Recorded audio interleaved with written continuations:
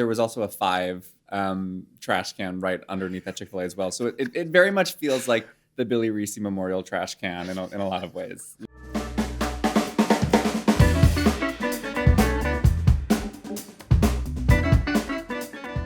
But I want to get one thing out of the way.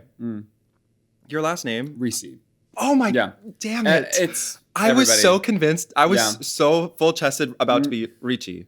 Well, in the old country, it'd be Recce, with the double C's, So can I pronounce it that way? You can try, but, I think... Recce. Yeah, exactly. But we don't do that here. It's just Recce here. Okay, it's fine. so funny, like, people that I have known for years, there always is that moment when they have to say my name out loud in front of me, and it's always that same exact moment. Like, I have to ask. Yes, yeah, because you feel like I've known you for so this long. Now it feels inappropriate to be like, oh, by the way, right. But literally everybody asks it. It's because everyone thinks it's Reese or Billy Recce. There you go. Okay, beautiful. I'd ask you like what is going on for the people because I know you've been busy. Yeah. Recently. Yeah. Sure. You opened like 2 shows in the last in the last week and a half? Yeah, pretty much. Yeah. The last week and a half. Okay, so first was The Substance. We did The Substance, and then Vape opened 2 nights ago. Yes. Started previews the week before. Yeah. And for the people that don't know, you're a writer. Yes, so, we're rolling, right? We're going. Yeah. Okay, we're in it. We're in it. So I'm a musical theater writer. Yeah. I do everything from book music, lyrics. I arrange as well and music direct from time to time, but primarily I'm a musical theater writer. Yeah. As primarily a songwriter. So Yeah. So The Substance was crazy. Thank you for coming. Oh my God, it was so fun to have you.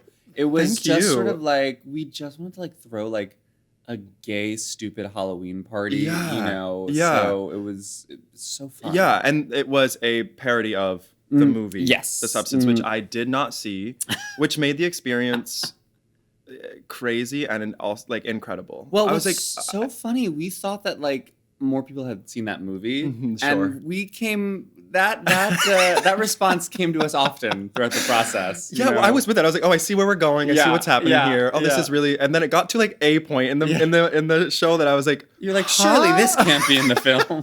I was like, Gollum was there. Yes, at one Gollum point. is not always in the. Yeah, he's not in the movie. Okay, but no, it was so stupid but so fun and so silly. You. I laughed so hard. Also, just a great venue. I had never been to. Oh my God, it's so great. The Laurie Beachman. Yeah. And you've done other shows there, right? I actually haven't really done anything proper down there. They're like a sort of legendary cabaret venue. Right. They've been open for 40 years, but under new management. My friends sort of are in charge of it now, and they renovated the downstairs. And the Laurie Beachman in the 80s and 90s was home to sort of shows like this sort of downtown Charles Bushy, really queer, campy, sort of shoestring budget kind of things. Sure. And I think the Laurie Beachman is trying to sort of like go back in that direction a little bit. So we essentially started chatting with them about what can we do this Halloween. So me and my friends, Jonathan Hogue and Jamie Lynn Beatty, sort of came together. We're just like, what do we want to write? Like what, property do we want to really play with? And The Substance is just a movie that the 3 of us are obsessed with as just fans of body horror and gay people. So it's like we are a fan. Naturally. It was so stupid and so fun. Yeah. So thank you for coming. Oh my gosh, thank you for inviting me. Did you have a drink of choice during the show? What did I have? What did that show go down? I've been really craving with the colder weather, like Negronis and old fashions. And I think I did have an old fashioned. Good. But it was an interesting old fashioned. Oh. It was heavy on the bourbon, and I was like, thank you. Okay, work. Come on. I was having a great time. I love an old fashioned. But I remember that year, it's like 3 years ago when Negronis were really, really in. It was like Negroni Spagliato. Yeah, exactly. With Prosecco, which I had for the first time here. Oh, wow. And it's good. It's great. I mean, it's just like without the gin, it's just like the sweetness of the Prosecco kind of balances out the bitterness. Yeah. So if you haven't had one, you should try. I think I so my Negroni experience when I was when that Negroni, time was happening in the culture, I was in Italy for a couple months working like a cruise gig, a new build essentially. Come on, Italy. It was super fun. So it was really fun to be like in Italy during like Negroni's like biggest time in culture, Yeah. So we were just sort of like slinging Negronis the whole time. So I don't remember a lot of the trip, but then it was a good trip. Yeah, it was a great trip then. Great, yeah. You also opened Vape. Yeah. Monday? Mm-hmm. Yeah, Monday. What day of the week is it? It's Wednesday. 2 days ago. It's currently Wednesday. Yes, exactly. 2 days ago. Yes. So Vape is. This won't come out for probably like over a month. Okay, it'll be closed by then. I'm just kidding. No. It will still be open? It'll still be open. Okay, great. Exactly. So still get your tickets. Yes. Get your tickets. It's super funny. Vape is a Grease parody musical. I was brought on. Essentially, the story of Vape is that this comedy troupe in Atlanta called Sketchworks Comedy. Yes, I saw. Yeah, they wrote a Grease parody called Vape in like 2018. They tried to bring it to New York, and they got sued by Grease. Yes. Yeah. I saw this on the news. Yes. It was like a whole news story. So Sketchworks countersued, and they won. So Vape was legally declared a parody. Do you remember what the basis of the lawsuit? They were just like, you're copying. Just copyright infringement. But it was sort of claimless because it is so clearly a parody. Right. That's why they sort of counter. Exactly. So anyway, once that sort of came together, they brought me and one of my writing partners, Danny Salas, on to do the lyrics and some additional book and everything. So from there, we did it at Town Hall with a bunch of amazing like Broadway stars. A one night thing, yeah, for the entertainment fund, yeah, one night only. And now we're running off Broadway, which is super fun. Crazy. And the crowds have been really great, and we got called woke in the New York Post, which is huge. I think always a dream of mine to be called woke by the New York Post. My God. Yes, that is a good thing to be called. Absolutely. 2025. It's 2025, girl. Exactly. Oh my God. So it's super fun. Folks should definitely see it. I think it's running through January 4th. January 4th. Okay. Great. Perfect. Just in time for January 6th. Wow. Yeah. Well, don't tell the New York Post. Oh my God. Okay. One thing I want to ask you about is, since I've known you a couple years,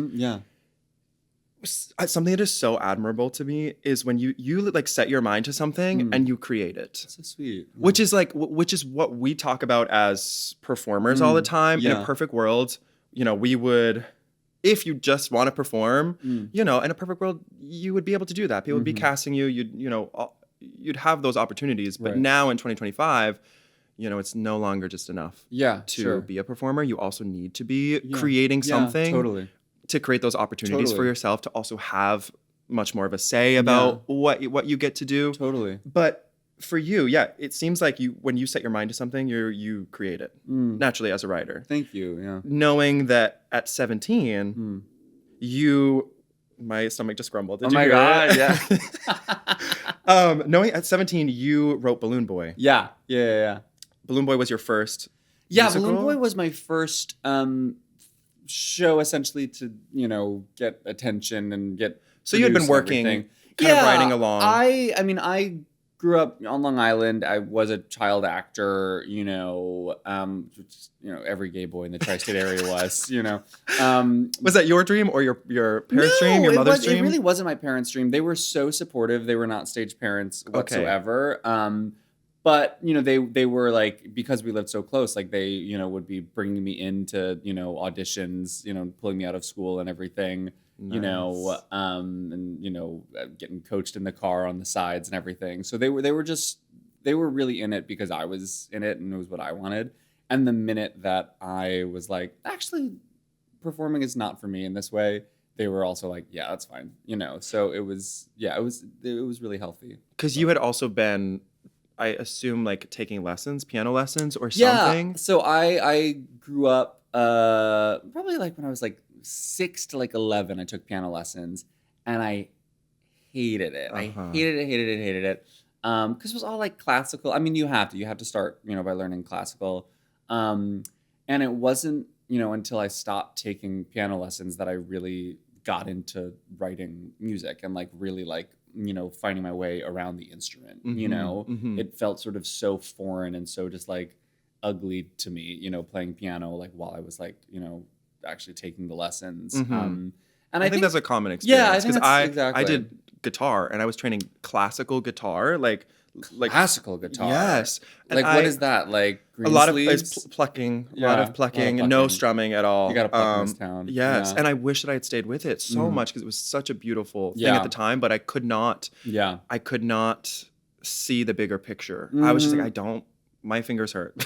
No, totally, 100%. And I do think like had I continued, I would not be a writer now. Maybe I'd be an actor musician. I don't know. My God. Yeah. Or maybe I'd be a real estate agent, and I'd be a lot happier. No, grass is always greener. Yeah, the grass is always greener. Exactly. Yeah, no, I mean, I think about that sometimes. I'm like, oh man, should I like, really sit down and like take some piano lessons again just to like freshen up the music theory in my brain? But I do think it's one of those things where it's like, as a writer and as a musical theater writer, you develop your sound based on your relationship to the piano, I think, or to whatever your instrument is. Yeah. And it's like now I have such a sort of defined way I play that feels like me, and I want to like, let music theory get in the way of that. But yeah. Yeah. So Balloon Boy.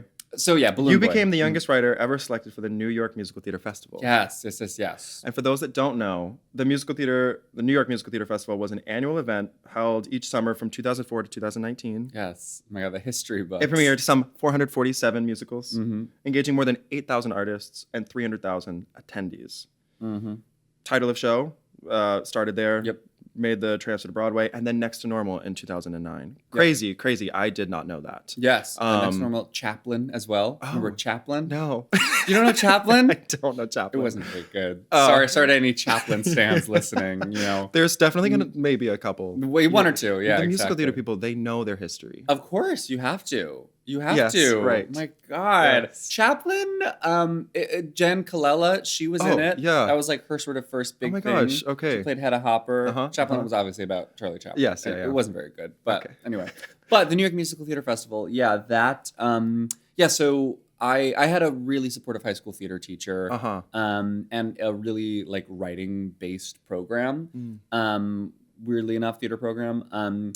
And she saw that I really wanted to write musicals. So she was sort of the one who was responsible, when I was in high school, to be like, oh, you should send your script here. You should send it here, and you should send it here. And, so I sort of give her a lot of credit for sort of like my junior and senior year of high school. I was like getting a lot of opportunities as a writer because she was, sending me all these different calls for scripts and everything. And the stuff was actually getting selected, which was cool. Yeah. So Balloon Boy was a really cool experience. Balloon Boy is about, in 2009, there was a Colorado father who said his son was stuck in a homemade weather balloon. Right. Yeah. I remember the story. I think there's a documentary. On Netflix. It just came out. Yeah. I haven't watched it yet because the family is like now saying that they were framed and everything. And I'm like, I don't subscribe to that. But whatever you need to say to get that. Exactly. Create the controversy, get people talking. Because that was the whole purpose. Or the whole point it was publicity stunt, essentially. They were trying to get a reality show. Absolutely. I'm like, God, I'd do it. Yeah. They have a Netflix. They have a Netflix. Exactly. 15 years later. Yeah, exactly. Yeah, that's true. Well, what's funny, I think like, at least for like 5 or 6 years, like their, the court mandated that like they could not make any money off of the crime. It was a crime. It's like, I mean, they went to jail, the parents. Yeah. For, I don't know, fraud, maybe one of those things. The mom went to jail. The dad went to jail for 90 days. The mom went to jail for 20 days, weekend jail, which I didn't know they had weekend jail. You like go for the just weekend and come home? Yeah. Wait, that's lovely. Yeah, a little escape. Sounds like a spa. Exactly. 3 square meals. But then was it 20 days like 2 at a time? It must have been 2 at a time. So we're looking at like 14 weeks, I guess. Dang. Yeah. Did not know that existed. Yeah. So, things to think about.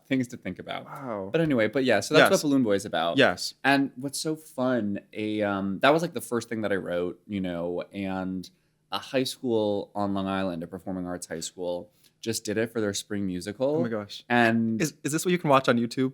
Yeah, you can watch it on YouTube. Yeah, exactly. It's adorable. They did such a great job. Yeah. And I went back and I like wrote a couple new songs for it and everything. Just because it was that thing that was like it was my like baby for so long, and then I'd sort of started working on other projects and sort of fell to the wayside. So it was nice to sort of like dive back in now after like a decade of experience, being like, oh, I see what 17-year-old Billy was trying to write. Let me help him just across the finish line. Yeah. So it was a really with your experience now. That's really cool. It was moving. Yeah. It was cool, and they did such a great job. That cast was freaking awesome. Oh, cute. And then after Balloon Boy, when did you start writing parodies? Well, it depends on like what you define a parody as. But my first job in college, I studied playwriting at Fordham. Okay. And my first job that I booked senior year of college was to write the score for a show called A Musical About Star Wars, which sounds like a parody musical, but it really isn't. It's a musical about like fandom and fan culture about Star Wars. Okay. Really fun, sweet off-Broadway musical. But a lot of folks, maybe might mark that as the beginning of the parody period, And, it's in the genre, it's in the genre, kind of. It's like, dipping your toes into that. Yeah. And, I, so the parody thing has like, paid my bills a lot of months, and I definitely feel like I'm like the person that is called for that sort of thing right now, which is like cool to like. Because you have a history of that, Singfeld, and Five, which was a parody of Six, but all about all the women in Trump's life, which was so much better than it needed to be. I saw a lot of posters, like big posters in a subway for it. Yeah, there were subway posters. That was like a cool sort of like, oh, I think I made it for a hot second moment. That must be so cool to like walk into the subway and like see a big billboard of like, or a poster of your work. Right. I mean, it's the trash cans for me. That's what I love. I love a trash can with a poster on it. There were trash cans with it? There were trash cans for Five, yes. And what I love, I just saw Vape's first trash can. Vape's first trash can. Vape's first trash can. Get the Christmas ornament. And wait, that's such a good gift idea. Yeah, absolutely. But it's underneath the Chick-fil-A on 43rd Street, which we'll also get into. Yeah. But there was also a Five trash can right underneath that Chick-fil-A as well. So it very much feels like the Billy Recce Memorial trash can in a lot of ways, So we're that is so funny. That is so funny. Yeah. But you said Chick-fil-A. Yeah. Because you also wrote Foul Play, which did I record? I think you I might have recorded a demo for. I think that's the first time we like worked together proper. I think so. Yeah. And I don't remember how. I honestly think I just was like, I need some guys to come sing on a demo, and I think you posted on your story. Yeah, exactly. And I was like, oh yeah, Eric, please, yes. And I don't think there's been a project I haven't called you in to help with since then. Yeah. That was the first time Jordan too. Oh yeah, sang for me. Anyway, y'all, if anyone posts on their Instagram like looking for help. Yeah. Help. As the Beatles once said, help. Yes, true. I need somebody. Foul Play is a musical comedy about two queer musical theater writers who are hired to write an apology musical for Chick-fil-A. Yes. Such a funny premise. First of all. Thank you. It's me and my co-writer Yoni Weiss. It's sort of our baby. We did it in a developmental production off Broadway last year, directed by Ty Blue, who directed Titanic. And just like an incredible cast of like Broadway girlies in it. And yeah, we're sort of looking for the home for 2026. It's gonna be very exciting and fun. Putting out some singles and everything in the meantime. But yeah, just a sort of fun, big, broad, original musical comedy about rainbow capitalism and Chick-fil-A. Yeah, it's the perfect setup. It's the perfect. And what's so funny is I've never gone to Chick-fil-A, which like now I really can't, because of this show. But because I grew up on Long Island, we didn't have Chick-fil-A's, and now they're everywhere. So it is sort of that thing where it's like it was very easy for me to never go to Chick-fil-A as a kid. You know? Whereas like now I go home and I'm like, ooh, girl, they're everywhere. Yeah, I also did not have them in Maine growing up. But then they built one probably like 6 years ago, 5-6 years ago. and I did try it, and it was good. I get it, but also at the same time, to play devil's advocate, not to get too into like the whole Chick-fil-A of it all. Get into it, my God. But like, where we spend our money is like it's one of the biggest things we can control. Yeah, totally. Who we give our money to, and then where they direct that money, and obviously with the controversy of who they're giving their money to, and in support of anti-LGBTQIA plus, you know. It's not great. Yeah, it's not good. Exactly. And like, yes, I know their chicken sandwiches are good. Yes, I know their waffle fries are great. Their sauce is great. But can we live without it? Yeah. I mean, and that's the thing. It's like now I can never be seen in public. Yeah. What have I done? What have I done? Sweet Jesus. Canceled. Oh my God. Yeah, no, it is that thing where it's just sort of like, again, it like easier said than done because I grew up without it. Maybe if I grew up eating it, I would be like, girl, I gotta have my Chick-fil-A, you know? The craving, the fiending. Yeah, exactly. Like that's the thing. But you know, we all have our cravings, you know? Yeah. For me, it's a midnight bodega salad. So yes, I get the chopped cheese. Like nothing like a chopped cheese. I don't eat meat, but I do have such meat envy when I'm standing at the bodega and somebody orders a chopped cheese. It sounds so good. Can I curse in this? Oh yeah, of course. Can I curse about chopped cheese? Absolutely, we'll bleep it. Excellent. Yeah, for the monetization. Yes, of course. Yeah. Okay, wait. I also want to ask, what drew you specifically to like musical comedy? Because all of your work has this. Yeah. You know, so far a lot of it has this layer of comedy. Yeah, totally. So what drew you to that, like specific? I always liked making people laugh when I was a child performer. I was always more drawn to the like comedic parts, you know. I remember like, you know, oftentimes like being the boy in the like, you know, youth summer programs and everything who like could sing, you know, I oftentimes would like be so sad because I would get the lead and I would, you know, and I was like, oh, God, I wanted to be the funny part, you know, like maybe the side the character. Burden, exactly, the burden I had to bear, you know. I don't want to be Troy Bolton, I want to be Ryan, you know, exactly. Yes. So I just like always loved the comedy parts, and I loved sort of like measuring like my performances by like the laughs, you know. And then I just sort of fell in love with musical comedy, you know, and musical comedy like timing as I, you know, when I was at that sort of formative age of finding those musicals that you love, you know.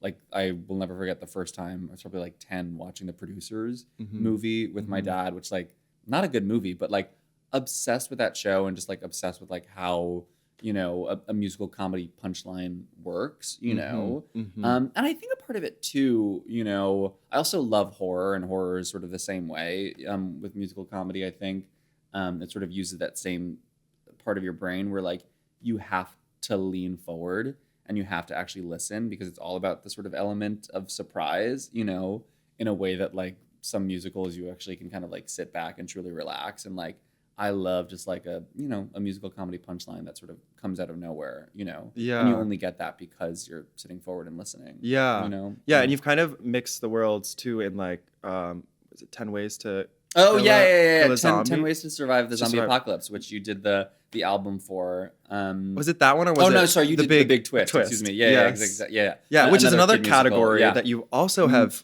like built is TYA and licensing for these like high schools. Yeah. I feel like I just saw some school is doing 10 Ways to Survive recently. Yeah, no, there's like a bunch of school. This is a musical that's based on like one of the most popular educational plays in the country. This, for your listeners, the playwright is Don Zolidis, and he like has cornered the market on like educational plays. And this play has been done like 3,500 times. Like I'm like, girl, I hope the musical gets done that many times. Yeah. You know? But so Broadway licensing, the licensing house that represents the show, wanted to adapt it into a musical, which they called me in for, and I was just so grateful to do it. And because the title is so popular, it already has like, you know, a dozen productions that are like lined up, you know, from schools, which is like so crazy to like be, you know, just like sitting on my couch and then, you know, every night at midnight, the sort of like notification of like, you know, the productions that are coming up pop up in like towns you've never heard of. It's like licensing is a crazy thing. It's so weird. And your work is being shared. Yeah, it's in all these towns across It's America. really, really cool. I I did a Zoom with one of the high schools who was doing the show, and with their cast a couple weeks ago, and it was just like adorable and awesome. I'm like, oh, y'all are just like doing, these songs that I wrote, and like it's just it's a cool thing. That's a cool. It must be a cool feeling. I really like working with kids too, and like writing for kids, and I think with a lot of like TYA stuff, there is this like assumption that you need to like write down for the kids, and like I don't subscribe to that, and I think that's why Don's work is really popular, is because it doesn't speak down to the kids. Like it, he just writes like funny plays, So with Zombie Apocalypse, it was like, oh, let me like write something that like I would still enjoy watching as an adult, So like I don't want to write the sort of like TYA musical. It's just like a musical that's written for kids to do. But it's still a real musical. For sure. I feel that way when I saw like Into the Woods. Sure. Which is crazy. Like can high schoolers sing it every time? No. Well, but that's not the point. Like the lessons in that, none of it is writing down. It's lessons that you can take with you at any age, which is why it resonates with everyone. Exactly. But also like as a high schooler to do that, watching that, I was like, there's something so special in that musical, hearing it from these high schoolers. I find that young performers handle melodrama really well too, and like really sort of like life and death stakes. Like that's because that's that's what that's your life experience. I don't tougher to have a bigger picture at that age. Exactly. Well, and it gives them something to play too. You know, like it's kids don't really want to do, I find, musicals about like being kids as much as they want to like do like Rent Junior. Like I have to reference this again. I talked about this. I beg, please. It's a runner. My God, you'll make merch with this story. Yeah, right. No, but I did a production in high school of Frog and Toad. And at the time, I hated it. I couldn't appreciate it. I said I couldn't put my ego and I couldn't like see past, that this is not what I want to be doing. Everyone already looks a certain way. And here we are pretending to be a frog and a toad. But now I feel like Snail with the Mail is one of the most iconic things ever. Mail eating cookies? Yes, I talked about it. Eating cookies. Girl. You better eat those cookies. Come on. But I said, someone should do it off Broadway. Oh, totally. And I feel like it would do really well. Do it at Peep. Immersive. Masquerade. A Year with Frog and Toad. Well, let me talk to my people. We'll get this. Absolutely. We might get this in the works. Let's get those rights. I also want to talk to you, though, about Little Black Book. Yeah. So Little Black Book, do you want to explain what that was? Happy to. Little Black Book is a musical about Heidi Fleiss, who is known as the sort of former Hollywood madam. Yeah. In the 90s. And now she lives in the deserts of Nevada with 40 parrots, as you do. It's a completely true story. She was actually just heavily featured in the Charlie Sheen documentary that just came out. I know this one. Watched it yet, but everyone's like, oh my God, you have to watch it. Just a really fascinating story.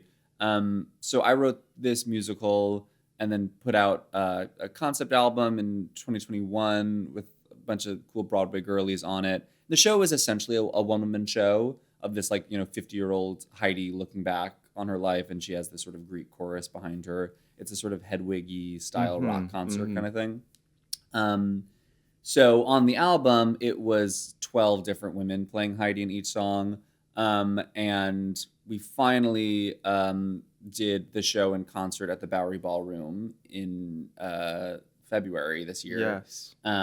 With Orfeh as Heidi Fleiss, and she just sang the fucking house down. She did. It was insane. She's so incredible. That woman can sing. She can just sing for days, and such a cool moment for me. I was obsessed with Legally Blonde growing up, so it's one of those voices that is just sonically just in you. Yeah, and that Bowery that it was just it's one of those shows where, it essentially was just an industry presentation, a 29-hour reading. Yeah. We were this show will die under the fluorescence at Ripley Greer. We can't do that for this sort of thing. That's so smart. Yeah, so the producers were really, really smart, doing this sort of non-traditional setting for it.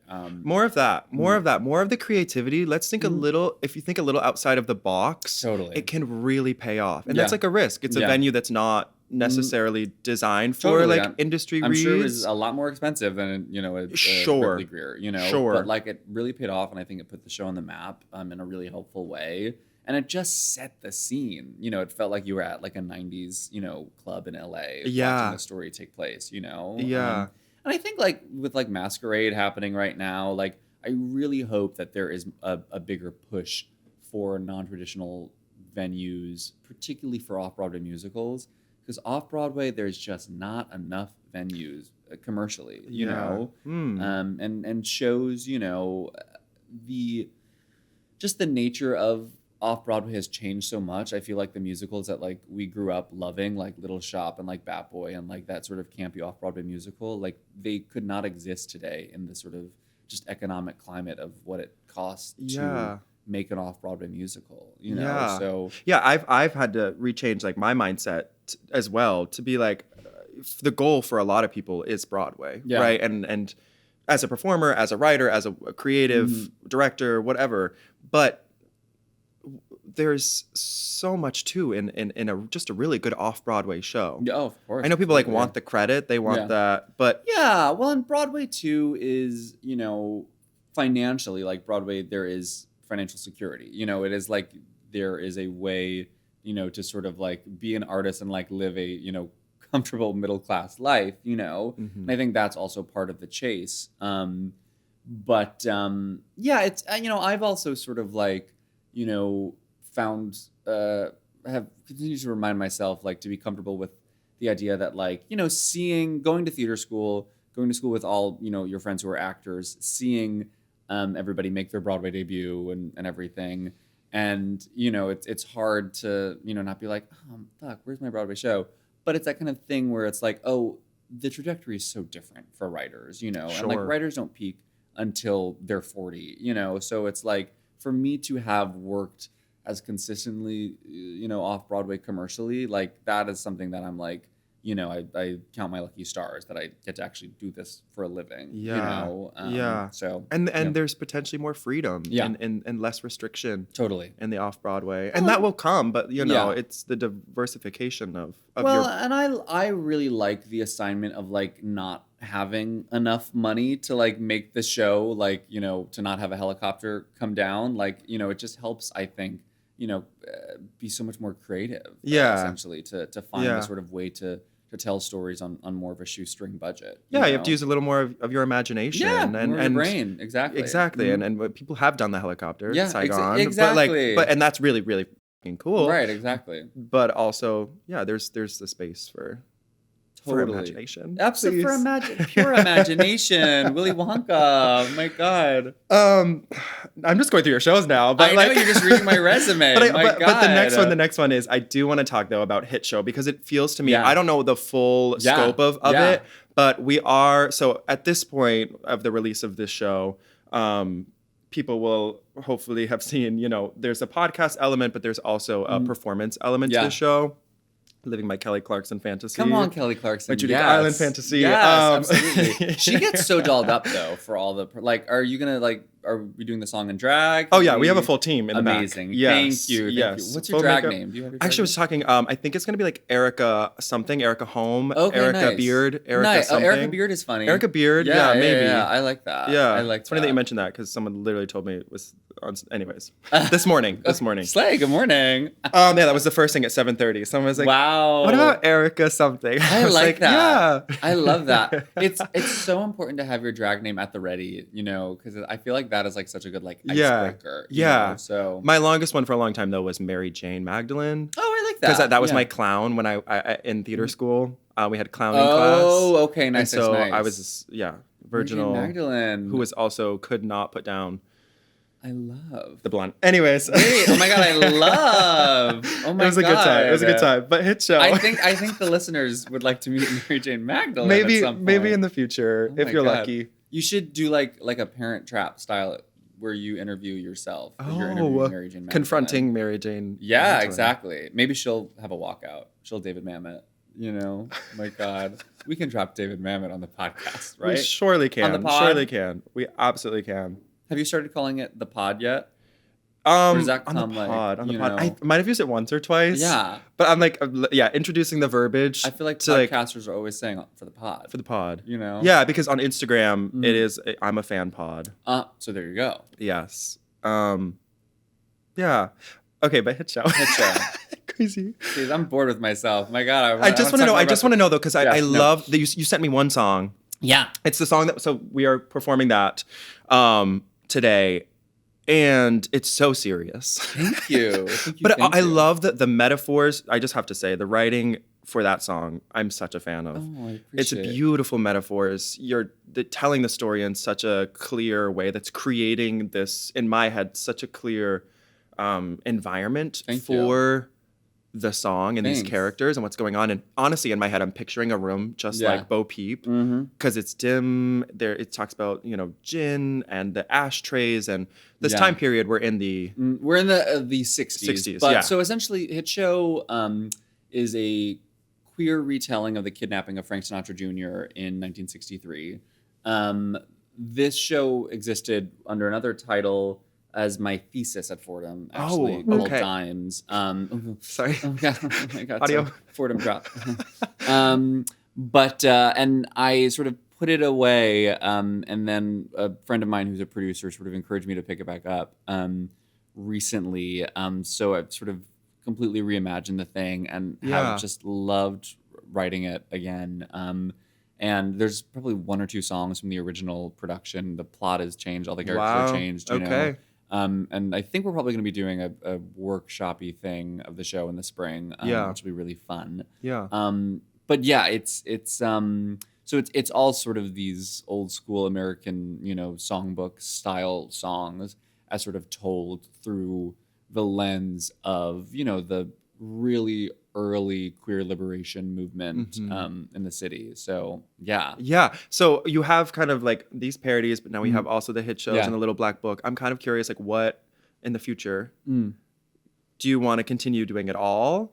Do you find like joy in all of it? I mean, I love saying yes to things. Yeah. I love just writing musicals, for a living. And I love like stretching myself. Yeah. Like I love sort of like being like, oh, that's something that I haven't tried yet. Let me do that. Like I think that is sort of what I want to do in the future is just like not be limited. Yeah.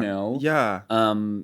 Yeah, I mean, I love doing the parody musicals. I think I probably, 10 years from now, I probably won't be doing that sort of thing in the same way.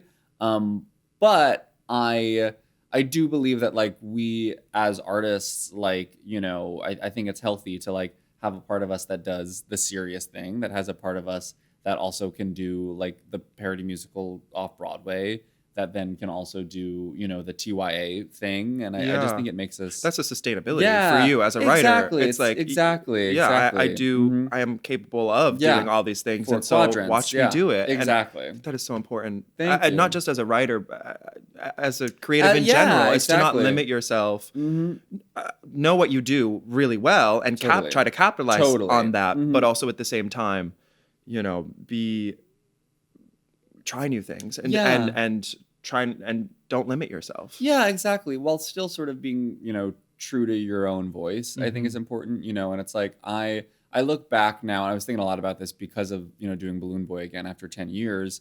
I look back on the songs that I wrote when I was 17, and I just like see just like a kid who's just like imitating, the people that he likes and looks up to. And I just feel like over the last 10 years, I've really discovered finally like what my actual voice is. And like now I'm able to like be like, oh, that's a Billy Recce lyric right there. That is a Billy Recce style song, And I think it is only because I have been able to experiment in so many different forms that I've been able to find the sort of like one link, between all these different shows is like what I do on each of them, so it's important to have that through line. When people hear like, oh wait, this seems familiar, or I recognize this, it's like your signature. You're kind of like exactly you're known.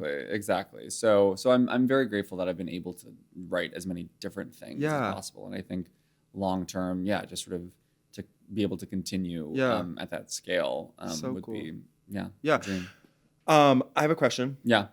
I talk all the time with my roommates about making connections outside of just other performers. Yeah, I totally. think one of the most accessible things is other performers because we're meeting each other doing projects totally. or working in our survival jobs Totally, yeah. or, there's just so many of us everywhere. But one thing that I am so grateful for, of course, is our relationship. Yeah. And like we said earlier, it was just out of you posting on Instagram. And I think I had followed you because I knew you were a writer, but I hadn't met you. And when you were like, I need someone, I was like, you know what? I don't know you. That's a little scary, but also why not? Why not? Totally. So, and then since then, like I said, we've done a few things. Yeah. So I'm curious, as a writer, how do you feel is the best way for actors to start building those relationships and connections with other writers and other members of the creative, artistic community, not just actors? Totally. Yeah, I mean, I think doing exactly what you did, like just sort of like reaching out on Instagram, like is absolutely the way to go. I mean, I remember like when I was like just starting out, I would be like, I can't ask somebody, to sing in a concert without having their email. I have to like find their email and reach out to them. And it's just like not the thing anymore. It's like you can just DM somebody cold and be like, hey, love your work. Like we should, do something together, And I'd like, outside of you, like a lot of folks, that I work with have sort of begun, we've begun our collaboration just that way, just sort of like being like, hey, love your stuff, or I listen to this one song, I really like it. Keep me in mind if you ever need anybody, because like we as writers, we're very frail, egotistical people, So if somebody comes through and is like, I like that one song, of course we're gonna remember that, My God, we all exactly, are, exactly, No, but yeah. So I think that is the thing, just like going out there and like for actors, like I say this to like young performers all the time, like yes, like no golden age stuff, have your dream roles and everything. But, when you come to New York, like the connections that you will be making, will be with people who are, coming up with you, whether at the same time, whether they are designers or directors or, musical theater writers or, playwrights or whatever. So, I think a lot of these musical theater programs put a big emphasis on like going out and like booking Broadway right away, and like that's the dream. And like that's great, but it's not sustainable. I think the sustainable thing is like coming to New York and like working your ass off to like meet the young writers in your peer group who are, building things and who are, in it for the long haul, because those are the folks that like, will actually get you in their rooms, and will keep you working, and keep you fed creatively. Yeah, I mean, Broadway is great for a moment. Yeah, exactly. And if you are making your debut right out of school or still in school, whatever, that's incredible. That's incredible. Such an accomplishment. Right. But also at the same time, it's the sustainability. It's the longevity of your career. If you're building a career, you need to be alongside people who are also making a career for themselves. Yeah, exactly. Exactly. And yeah, I think just like, as a performer, I think, to have writers who just like can turn to you and be like, like with you, I'm like, oh, I know Eric is going to like nail the shit out of this song, like who just like trust you and trust your talent and trust your vision. Like, I think that is, to me as a writer, that's so helpful. And that's like what I, came to New York wanting was like, yes, to write musicals, but like to have like a family and to have like a sort of creative circle of, people who you can just sort of turn to develop anything, and who will like also like be real with you and be like, that song's a piece of shit. Like, like, or be like, that song's awesome. Because like, we're all in development. That's the thing. But there's this mentality that everything needs to be perfect. Everything needs to be polished. Yep. Even in creating this project, people know I was like, oh, but I need 3 cameras and I need this and I need this and I need this. And then I was like, well, hold on a second. Yeah, things take time. It takes time. And also that's okay. Yeah, totally. It's okay. Totally. Exactly. I mean, particularly like, I think like the great lesson in writing musicals is just sort of like how long it does take for a show to get to fruition. Oh yeah, years. I mean, like, again, Little Black Book, that album came out in 2021. I think I probably wrote the first draft in 2019, and we're just sort of figuring out the full production next year, you know? So it's Yeah. like, it's 7 years. I mean, it takes a minute, you know? And part of that too is like, it also takes time to build the connections for things to happen and everything, you know? Yeah. But it's about, you know, finding both the projects and the people that will feed you just creatively and emotionally for that length of time that makes it worth it, you know? Yeah. Yeah, so that's why I'm so grateful for like people like you, or, you know, like all the, you know, the gals who are in Five. I use them on everything, you know, just, you know, because I trust their talent and they're wonderful.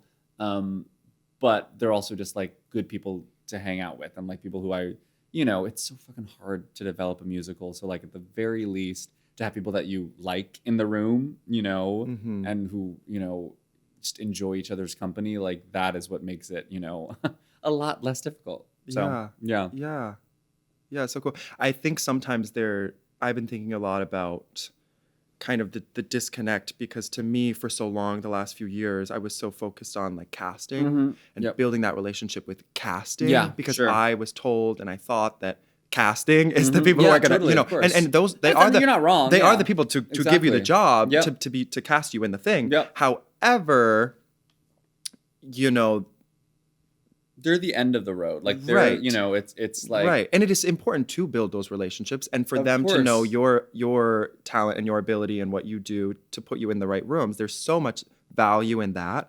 However, I've really tried to start thinking about making these connections, because the more you are here, the more you hear of people booking jobs. Because they know someone. Of course. Which is like the thing. Exactly. That is the thing. That is the thing. But as someone who, I went to a very, very small program and didn't have writers, didn't have director. It's just acting. Yeah. So like the level of connection, then you kind of have to realize, I have to work at this. I have to build this kind of network myself. And in a way that's organic and doesn't feel, because I also think sometimes we get a little like, this feels transactional. This feels wrong. I shouldn't be, you know. But I think if we can just show up and, you know, tell people when we like their work, and offer something, then organically and naturally, hopefully, my hope is over time that network will build for myself and for other people. 100%. I mean, that is the thing, is that like it's a long game, and it feels, you know, but we're in a city that is so everything moves so fast, and you graduate college, and people are booking Broadway, and then there's this pressure you put on yourself, as a writer, as a director, you need to be doing this and this and this, and it's like if you just 100%. Slow down. 100% slow down. Find the thing that fuels you. Like, you know, get that day job, you know, so you can actually like afford to live in the city and focus on a whole other thing. No, truly, you know, but like to, you know, then be able to like focus on making the art that you want to make, you know, and building the connections that you want to be building, and then you know, not having to say yes to everything, you know. I think that is really important, you know. And yeah, I mean, I'm like at the point where it's like, you know, it feels like, you know, every show has to be like the big break. Every show has to be like the thing that's going to like make $1 million. And, you know, I have to slow down sometimes and remind myself like, like in theory, you know, I could be writing musicals until I'm 90, you know. There are so many like projects to be written, and like this one doesn't have to be the one that makes $1 million. This can just be the one that just sort of like opens this store, or, you know, gets this kind of production, or, you know, is done by a bunch of high schools, you know, or whatever, you know. It's just that sort of like, it's just playing that long game. Yeah, it's important to take that pressure off yourself. Sondheim was 90 years old and still writing new songs, you know, and it's like, I hope to still be doing that. And a part of that too is also having long connections with people and long friendships with people, and having your, you know, Nathan Lane and Bernadette Peters doing the first, you know, read through of Here We Are. It's like, that is the kind of, you know, those are the kind of like relationships that I want, and like that I want to be building actors that I really trust as people and as performers, that I can sort of call in and be like, what do you think of this weird new musical? Like, does this make sense? Like, be real with me, you know. I just think that is all we can sort of, you know, look for as artists. But so much value, you know, so much value in those relationships. I have a little segment for you. A segment? I do. A segment on the pod. A segment on the pod. Come on now. You better segment. So the podcast is called I'm a Fan, right? Yes, I'm a fan pod. I'm a fan of you. Oh my God. Thank you. I'm a fan of you. Oh, thank you. So here's 10 things, random things, that my roomies may or may not have helped me come up with last night. Love. And they're super random. Okay. You're just, I am a fan or I'm not a fan. Okay. And we might get into some after if I have questions. Okay. I'm excited. I love a segment. Okay, here we go. Ready? Okay. And I say I'm a fan or I'm not a fan. Yes. Okay, great. Sports. I'm a fan of like sport bodies, but no, not sports. Oh, okay. Weddings. I'm a fan. Yeah. Parrots. I'm a fan. The Twister franchise. I'm not a fan. What can you do with a Twister? Once you've seen one Twister, you've seen them all. No, I'm pretty sure that I haven't seen the movies, but I'm pretty sure they're putting things in the Twister, like cows, but also maybe like lightning and lava. I'm pretty sure lava in a Twister. Did they not put lava in a Twister? I saw this last Twister. I don't remember lava in it, but maybe who knows? I think I'm drawing conclusions and or writing my own. It sounds great. I'm gonna write my own. I'm a fan of whatever that Twister is. Twister. Exactly. Yeah, throw some shit in the Twister. I'm down, but Bob's, like discount POV? furniture. POV. Bob. Wait, what? The Bob, like a a Bob. Oh, a Bob. I thought it meant Bob's Discount Furniture, which I'm certainly a fan of because I get all that free Love food. A discount. I'm a fan on the right person. Yeah, haircuts are so tough. They are, and a Bob is a choice. Yeah. Old fashions. I'm a fan. Mm-hmm. Absolutely. Zoos. I'm a fan. We just went to Berlin, me and my boyfriend, and they have like the best zoo in the world. And I don't think I've been to a zoo since I was like 4. Sure. But I loved it. I was like, zoos are freaking awesome, man. Yes. I want to go to more zoos. Yes. Cooking. I'm a fan. I'm a fan. Hesitant. I'm very. You're getting very democratic answers for me. I'm like, I was a fan once. Yes. I like baking more than I like cooking. Okay, fair. Valid. During Love COVID, baking. I got really into baking. Sure. So that's favorite thing to bake. I like making a pie, especially this time of year. I love to make an apple pie. Yeah. I like to make the little, lattice on top of it. I like a crisp. Oh, like I love a crisp. because they're kind of easier to make. They're also, easier to make, even easier to eat. Yeah, in some ways. Yeah, exactly. Fishnets. I'm not a fan. Wow. Yeah, I mean, what am I gonna do with a fishnet? I like a skirt, but like, a fishnet. Anyway. Yeah. I think time and a place. Time and a place. Yes, there's a time and a place for a bob, time and a place for a fishnet. Yes. Fried chicken, which. Well, I'm not a fan because I don't eat meat. That's right. So, right. So I'm not a fan.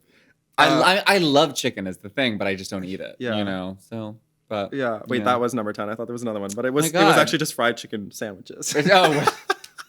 So I left out that part, but that's okay. Certainly not a fan. My God, I love that rapid fire. Yeah, rapid fire, and then followed up by. Oh my God. I know those were so many, but I do also ask, like, what are you currently a fan of? Yeah. It can be silly. It can be serious. Totally. I'm obsessed right now with this singer named Mina, who in the 60s and 70s was like Italy's answer to Barbara Streisand. And she's just like so glamorous. She has like 80 albums. She has this like gorgeous like red hair. She kind of looks like Gaga. This massive voice, and just like sings these incredible like pop rock songs in Italian. I got into her because my boyfriend was really into her. So I've just been like, she's like the only thing I've been listening to right now. And she's so interesting too, because like after the 70s, she was like, I've had enough. And she like moved to Sweden and like lives in a castle, but she still puts out like an album every year. So she's like 80 now, and it's like still like wailing. Nina is the name? Mina is her name. Mina. Mina. And we were just in Italy, and they were like selling like little Mina statues in Naples. So we bought 2. It was so cool. We were like, oh my God, it finally felt like we like found our people. Yeah, and Mina we trust. Yeah, exactly. Mina Manzini is her name. Yes. So that's my current obsession right now. Cool. But, yeah. Cool. Okay. What's next for you? Like, I know you just opened. You literally. Just open I'm sleeping. That's what's okay. immediately Good. next. Okay. Good. Yeah, Because you just so many projects. I like to keep busy. I'm Yeah. grateful, grateful to keep busy. But in the immediate, I'm doing a bunch of commissions. I'm writing a musical about amateur mermaiding right now, which is like sort of live action role play. Folks who sort of have their mersonas. It's a docu musical. I've been interviewing like real mermaids, real mermaids for it essentially. Right. And that's a really fun world that I'm excited to sort of dive more into. I'm working on an adaptation of a movie for the stage, an adaptation of a popular kids book series for the stage. So I'm keeping busy, but I'm like writing right now. I'm like not doing anything live for quite some time, Yes. Yeah. But yeah, hopefully Foul Play and Little Black Book, will be coming up in the next year. Cool. Yeah. So stay tuned, everyone. Yes. Where can people find you? You can find me on Instagram at the Billy Recce, RECCE. X is X still a thing? My God, I don't know. Really. It's not. It's still a thing for certain kind of content. Yes. And yeah, Spotify, not the Billy Recce, Billy Recce. Yeah. Cool. Well, thank you for coming on. Thanks this for so having fun. me. Congratulations on the pod. Thank you. Very exciting. Yeah. And then please check out our song. Yes. It'll come out the following week, 1 week, if all goes to plan and to schedule. But who knows? We'll figure it out. We're figuring it out by the seat of our pants. That's Is that the saying? By the seat of our pants. By the seat of our peeps. Yes. By the bows of our peeps. Indeed. Okay. Bye. Bye.